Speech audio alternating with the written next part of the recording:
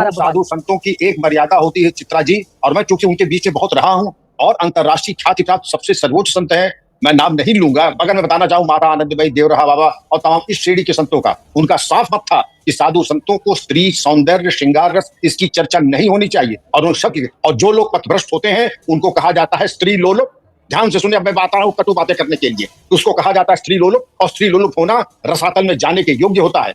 संत ज्ञानेश्वर ने अपनी गीता ज्ञानेश्वरी में लिखा है कि साधना पथ में 99% पथभ्रष्ट हो जाते हैं और स्त्री और उसके सौंदर्य के ऊपर बातें करते हैं। इससे परहेज करें। स्त्री का चित्र, स्त्री का चित्रण और सौंदर्य इसकी चर्चा न करें। कहा वो एक चरित्र था और कहा आज हम लोग इतने जो है रसातल में जा रहे हैं। ये बिल्कुल ही मैं इसकी निंदा करता हूं। साधु संतों को केवल संतत्व की, शास्त्रों की बात करनी चाहिए। स्त्री के सौंदर्य की मीमांसा उनको शोभा नहीं देती है। और वो पिता क्या है जो अपनी पुत्री के सौंदर्य की मीमांसा कर रहा है, बिल्कुल तो अंधेर हो गया।